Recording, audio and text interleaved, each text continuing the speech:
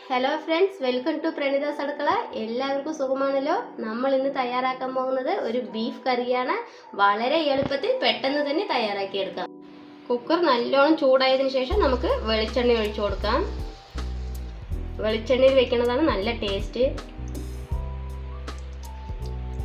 എണ്ണ ചൂടായതിനു ശേഷം നമുക്ക് ഒരു പട്ട, 3 ഗ്രാമ്പ്, ഏലക്കായ ഇട്ട് താളിച്ചെടുക്കാം. പട്ട ഗ്രാമ്പെല്ലാം നല്ലോണം പൊരിഞ്ഞതിന് ശേഷം നമുക്ക് ഒരു സവാള ഇട്ട് കൊടുക്കാം.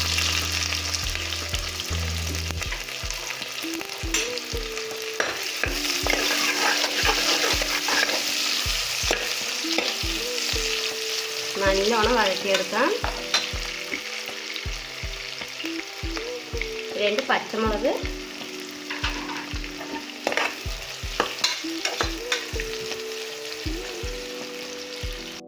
സവോള ഒന്ന് വാടിയതിന് ശേഷം ഒരു 150 ഗ്രാം ചെറിയുള്ളി ഇട്ട് കൊടുക്കാം.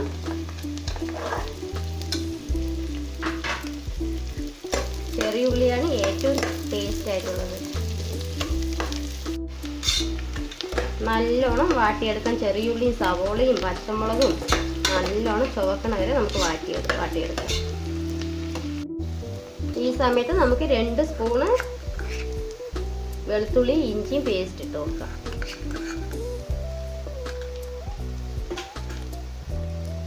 നല്ലോണം ഇളക്കി കൊടുക്കാം.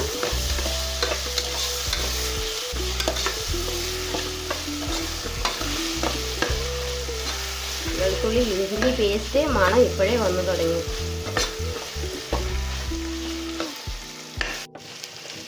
നല്ലോണം വാടിക്കെട്ടിട്ട് ഈ സമയത്ത് നമുക്ക് 2 തക്കാളി ആഡ് ചെയ്യാം.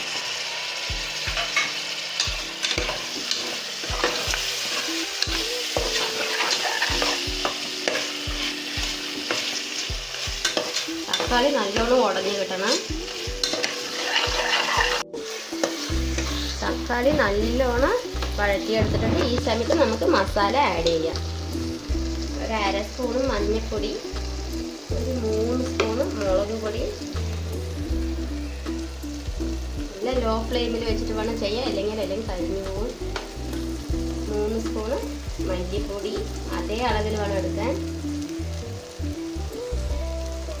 കാശ്മീരി ചില്ലിപ്പൊടി 1 സ്പൂണ്. കാശ്മീരി ചില്ലിപ്പൊടി ഒരു കളറിന് വേണ്ടി മാത്രമാണ്, അതില്ലെങ്കിലും കുഴപ്പമില്ല. പെരുജീരകം പൊടിച്ചത് ഒരു 1.5 സ്പൂണ്. ഗരം മസാല ഒരു 1/2 സ്പൂണ്. നല്ലോണം ഇളക്കിയെടുക്കാം. പച്ചമണം പോകുന്നത് വരെ ഒന്ന് നല്ലോണം വാട്ടിയെടുക്കണം. മസാലകളെല്ലാം നല്ലോണം വാടി വന്നിട്ട് നമുക്ക് ബീഫ് ആഡ് ചെയ്ത് കൊടുക്കാം.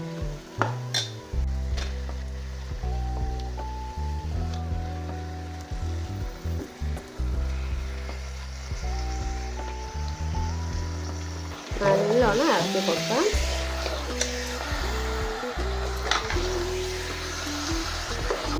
ഈ സമയത്ത് നമുക്ക് കുറച്ച് കുരുമുളക് പൊടിയും കറിവേപ്പിലയും ചേർക്കാം.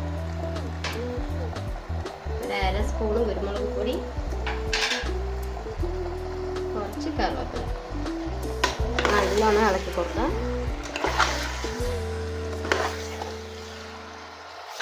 കുറച്ച് ഉപ്പ്, ആവശ്യത്തിന് ഉപ്പ്.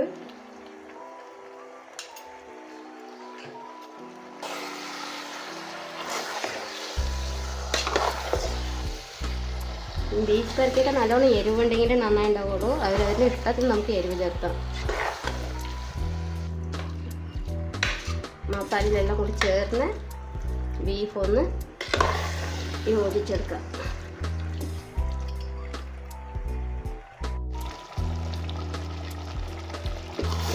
എണ്ണയൊക്കെ തിരിഞ്ഞ് വരുന്നവരെ നമുക്ക് നല്ലോണം ഇളക്കി കൊടുത്തിട്ട് വെള്ളം ഒഴിച്ചു കൊടുക്കാം. എപ്പോഴും ബീഫിൽ ശ്രദ്ധിക്കേണ്ടത് അധികം നമ്മൾ വെള്ളം ഒഴിക്കാൻ പാടില്ല.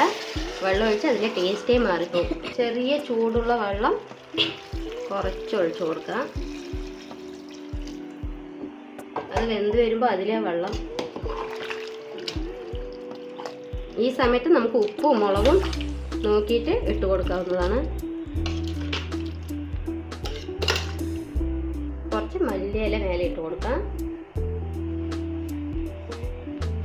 കുക്കറൊന്ന് അടച്ചു കൊടുക്കാം.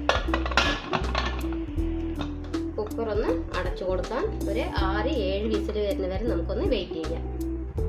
നമുക്ക് കുക്കറൊന്ന് തുറന്ന് നോക്കാം. നല്ല മണം.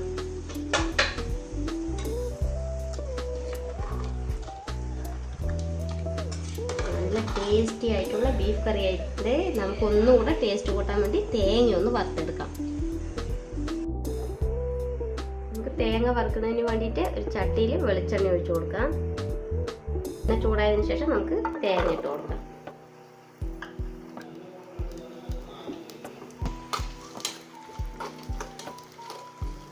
തേങ്ങ നല്ലോണം കളർ മാറുന്നത് വരെ നമുക്കൊന്ന് വറുത്തെടുക്കാം.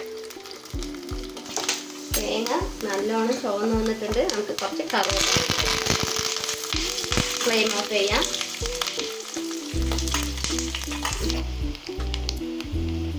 കറിയിലോട്ട് ഒഴിച്ച് കൊടുക്കാം.